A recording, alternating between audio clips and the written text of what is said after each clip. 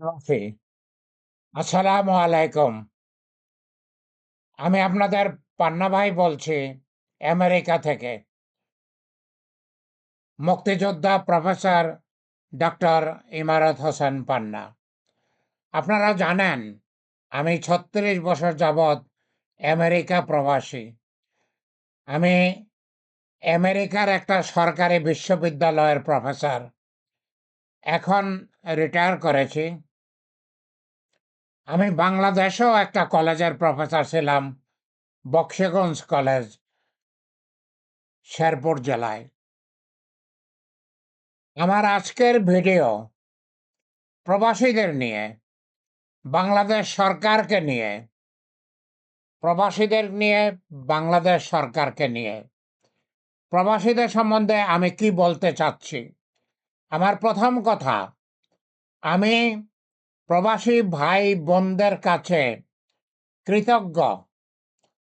তারা প্রবাস থেকে মাথার ঘাম পায়ে ফেলে বাংলাদেশের জন্য বৈদেশিক মুদ্রা অর্জন করতেছেন। আমি তাদের কাছে কৃতজ্ঞ। এই প্রবাসী ভাই বোনদের উপার্জন যদি না থাকতো, আল্লাহ জানেন বাংলাদেশকে এতদিনে ভিক্ষার ঝুলি হাতে নিতে হতো কিনা। প্রবাসী আয়ের উপরে বাংলাদেশ বেঁচে আছে, টিকে আছে। আর বর্তমানে যুদ্ধের কারণে প্রবাসী আয়ে কিছু বিঘ্ন ঘটেছে। নতুন করে প্রবাসী যাওয়ায় কিছু অসুবিধা হচ্ছে। যুদ্ধ যদি চলতে থাকে এই অসুবিধা আরও বাড়বে। যারা প্রবাসে আছে তাদের অসুবিধা হতে পারে। আমার মূল কথা হচ্ছে, বর্তমানে পৃথিবীতে বাংলাদেশের যে ১ কোটির উপরে প্রবাসী আছেন, তাদের অধিকাংশই নিম্ন বেতনের, অল্প বেতনের। কত অল্প বেতনের আমি ঠিক জানি না। আমার ধারণা গড়ে তারা ৫০,০০০ টাকা মাসে বেতন পান। হয়তো এত অনেকে পান না, হয়তো অনেকে ৩০-৩৫,০০০ টাকা বেতন পান। কেউ কেউ হয়তো কিছু বেশি পান, যার জন্য আমি বললাম গড়ে ৫০,০০০ টাকা বেতন পান। কিন্তু আমার প্রশ্ন, এই অল্প বেতনের শ্রমিক বিদেশে পাঠিয়ে কি বাংলাদেশ খুশি থাকবে, নাকি তারা উচ্চ বেতনে উচ্চ বেতনে প্রবাসী পাঠানোর চেষ্টা করবে? উচ্চ বেতন তো আকাশ থেকে টুপটুপ করে পড়বে না, তার জন্য ব্যবস্থা করতে হবে। উচ্চ বেতন বলতে আমি কি বলতেছি? আমি বলতেছি ICT sector, information communication and technology sector. এই সেক্টরে বেতন কত আপনারা জানেন কিনা আমি বলি। সর্বনিম্ন যারা একদম নবিশ, মাত্র আইসিটি শিখেছে, তাদের বেতন ৫ থেকে ৬ লক্ষ টাকা। যারা আইসিটি জানে, যারা বোঝে, তাদের বেতন মাসে ১৫ লক্ষ টাকা। যারা আইসিটিতে ভালো, তাদের বেতন মাসে ২৫ লক্ষ টাকা। আমি অনেক অনেক বাংলাদেশিদের জানি যারা বিদেশে থাকেন, আইসিটিতে কাজ করেন, তারা ৩০ লক্ষ টাকা মাসে বেতন পান। শুনুন, এটা একটা প্রতিদিন বাড়তেছে এরকম একটা সেক্টর। পৃথিবী এখন আইসিটি দিয়ে চলছে। আইসিটি ছাড়া কিছুই হয় না, কিছুই হয় না। Artificial intelligence, privacy, cyber security, digital risk management, regulatory compliance, এগুলো অত্যন্ত অত্যন্ত প্রয়োজনীয়, অত্যন্ত প্রয়োজনীয় সাবজেক্ট। আমরা এই সেক্টরে কোনো লোক তেমনভাবে তৈরি করতেছি না, আর বিদেশে পাঠানো তো দূরের কথা। আমরা বরঞ্চ ভারত থেকে, শ্রীলঙ্কা থেকে, বিভিন্ন দেশ থেকে শত শত এক্সপার্ট নিয়োগ দিয়েছি বাংলাদেশে, যারা প্রতি বছর বিলিয়ন বিলিয়ন ডলার বাংলাদেশ থেকে বিদেশে নিয়ে যায়। আমরা কেন এই আইসিটি সেক্টরকে উন্নত করতেছি না?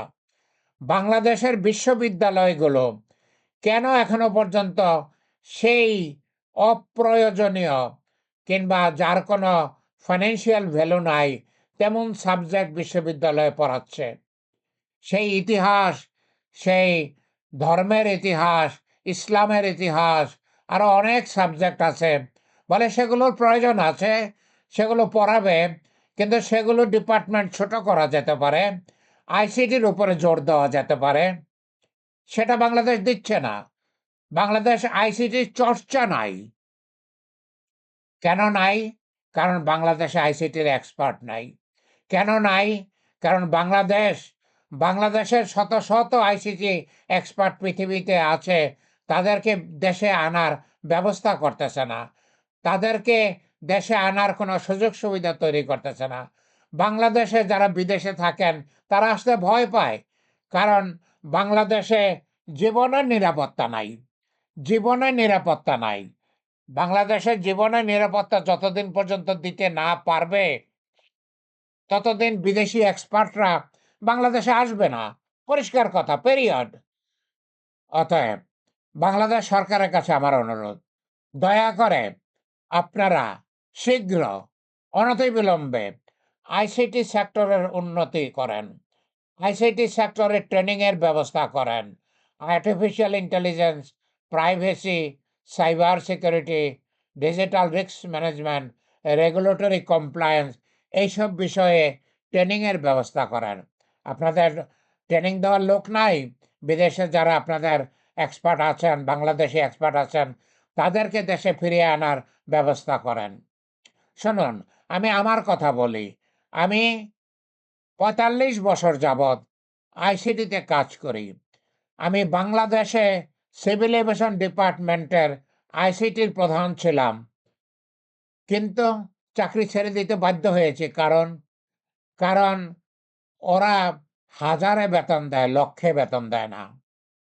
বাংলাদেশের কোনো সরকারি ডিপার্টমেন্ট নাই যারা লক্ষে বেতন দেয়, তারা সব হাজারে বেতন দেয়। আর আইসিটির লোকেরা বেতন পায় লক্ষে, ১৫ লক্ষ, ২০ লক্ষ, ২৫ লক্ষ টাকা মাসে বেতন পায় তারা। তাহলে বাংলাদেশ কি করে আইসিটির এক্সপার্ট পাবে? শুনুন, আমি এখন রিটায়ার্ড। আমি ৪৫ বছর চাকরি করেছি। বাংলাদেশে আমি একটা কলেজের প্রফেসর ছিলাম, বায়োলজি ডিপার্টমেন্টের হেড ছিলাম। বিসিএস অফিসার হিসাবে বাংলাদেশে আমি চাকরি করেছি। কলেরা হাসপাতালে আমি একজন ডেটা ম্যানেজমেন্টের অফিসার ছিলাম। আমি ৩৬ বছর যাবৎ আমেরিকায় থাকি। আমি আমেরিকায় এসে আইসিটিতে বিএস, এমএস, পিএইচডি করেছি। বাংলাদেশে আমি এমএস করে এসেছিলাম। তবে আমেরিকায় এসে দেখেছি বাংলাদেশের এমএস আমার তেমন কাজে লাগতেছিল না। আমি বিএস, এমএস, পিএইচডি করেছি।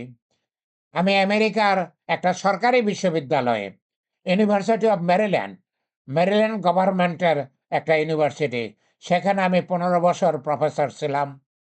আমি আমেরিকান সরকারকে ৩৬ বছর যাবৎ আইসিটিতে সার্ভিস দিয়েছি। আমি আমি একজন মুক্তিযোদ্ধা, আপনারা জানেন।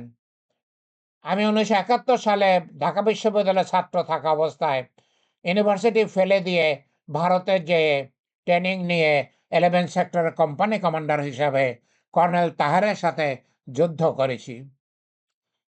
আমি বাংলাদেশে বর্তমানের যেই ফাইন্যান্সিয়াল ক্রাইসিস, বর্তমানে যে বাংলাদেশের বাঁচা মরার যেই যুদ্ধ, আমি সেই যুদ্ধে সহযোগিতা করতে আগ্রহী আছি। আমি মাননীয় প্রধানমন্ত্রী জনাব তারেক রহমান সাহেবের কাছে ১ সপ্তাহ আগে একটি খোলা চিঠি পাঠিয়েছি, কোনো জবাব পাই নাই। আমি তাকে বলেছি আমি বাংলাদেশে ফিরে আসতে আগ্রহী। আমাকে কিছুই দিতে হবে না। আমাকে কিছুই দিতে হবে না। আমাকে কোনো পদ পদবি দিতে হবে না। আমাকে কোনো বাড়ি গাড়ি দিতে হবে না। আমাকে বেতন দিতে হবে না।